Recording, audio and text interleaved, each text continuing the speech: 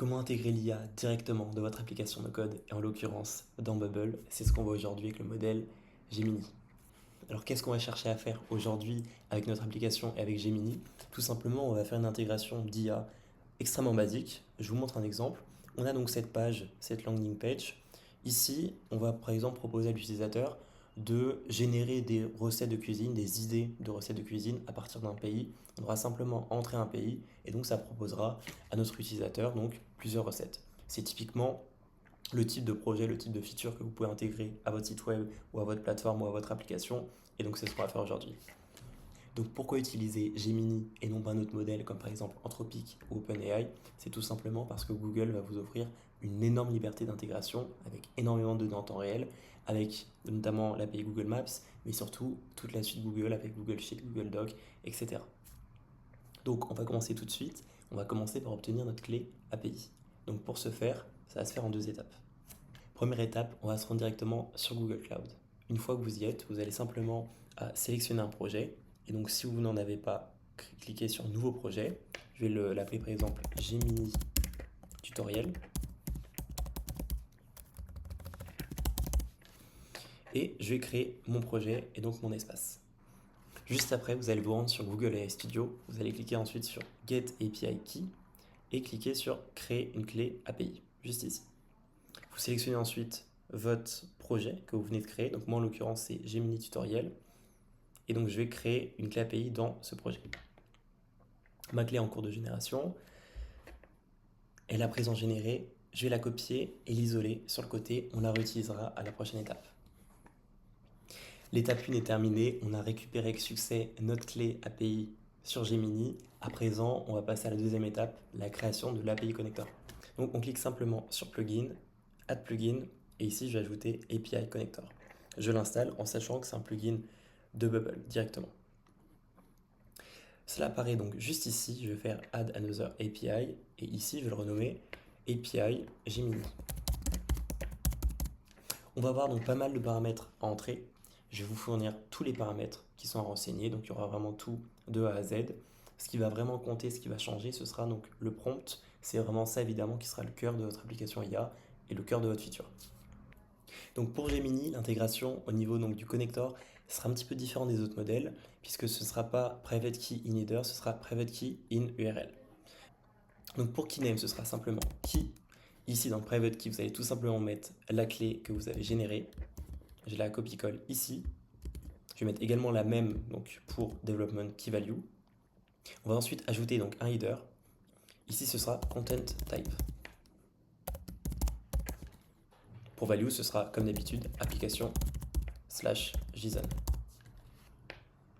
Donc notre header est prêt. À présent, on va travailler donc sur le call qui est juste ici. Donc le nom est libre. Moi, je vais garder le même. UseData, ce sera action. Ici, ce sera post. Et on va mettre l'endpoint qui correspond à Gemini que je vous fournirai bien évidemment. Et voilà. Donc on a quasi tout. On passe à la dernière étape, donc qui sera le body avec le JSON et donc dedans le prompt que l'on va intégrer. Donc voilà, notre JSON est juste ici, donc dans le body. C'est vraiment ça qui va déterminer donc le cœur, la fonctionnalité de votre feature IA. Ce qu'on va faire tout simplement, c'est qu'on va déjà définir une valeur par défaut. Donc ce sera question. On va également décocher le private. On le met donc en public. Et donc à présent, vous avez bien compris ce qu'on souhaitait faire. Donc pour rappel, l'idée de notre feature, c'est d'ajouter un bloc sur notre site ou sur notre application qui va permettre à l'utilisateur de rentrer un nom de pays et de générer 5 idées de recettes par exemple directement en cliquant sur un bouton. Et donc c'est ce qu'on va faire. Je vais évidemment renseigner dans le prompt les consignes pour ce faire. Et donc voilà notre prompt final. Donc donne-moi 5 idées de recettes séparées par une virgule sans autre phrase d'introduction et correspondant au pays suivant. Prompt, donc ça correspondra tout simplement au pays qu'on va recevoir. On peut d'ailleurs le renommer, ce sera encore plus simple, pays, comme ceci. Ça va se renommer automatiquement ici, donc value par défaut, je vais mettre par exemple France. Voilà, ce sera encore plus simple. Et je décoche encore une fois le private. Si ce n'est pas un pays, ne répond pas et demande un pays. Donc ça va nous permettre vraiment de cadrer notre prompt et notre demande et d'avoir une application qui va toujours être centrée sur ce qu'on veut. Donc, on a rempli tous nos éléments. Je vais simplement initialiser le call. Voilà, c'est en train de charger et donc on est bon, on a bien une réponse. Donc notre call API a bien fonctionné. Je sauvegarde et on passe à la troisième étape. Donc pour rappel, on a effectué donc nos deux premières étapes. La première, c'était d'obtenir la clé API, donc sur Google AI Studio, chose qu'on a faite. Et la deuxième étape, c'était de configurer le connecteur, chose qu'on a faite également. On arrive donc à la troisième étape. Maintenant, ça va être donc de relier nos éléments. Donc on passe à notre dernière partie. Maintenant, on va configurer nos éléments. Donc le premier élément, c'est simplement donc un input. Il n'y a rien à faire. Le deuxième élément, ce sera le bouton pour lancer la recherche. On va ajouter un workflow. Mais surtout, ce qu'on va faire d'abord, c'est qu'on va ajouter une variable pour recevoir la réponse. Donc ce sera ici, donc vous appuyez sur le petit i, add a new custom state, ce sera donc réponse Gemini. Statut, ce sera simplement state, pardon, ce sera simplement du texte pour le type. Et donc on est bon. Je vais mettre quand même une valeur par défaut qui sera en attente d'une requête. Et maintenant, je vais affecter donc cette variable directement donc, au contenu de l'input. Donc ce sera multiline input message, réponse Gemini, et voilà, on est bon. Donc maintenant, tous nos éléments sont prêts. Prochaine étape, c'est évidemment le workflow. Edit workflow, donc on a un workflow qui est déjà créé, s'il n'y en a pas, évidemment, vous l'ajoutez.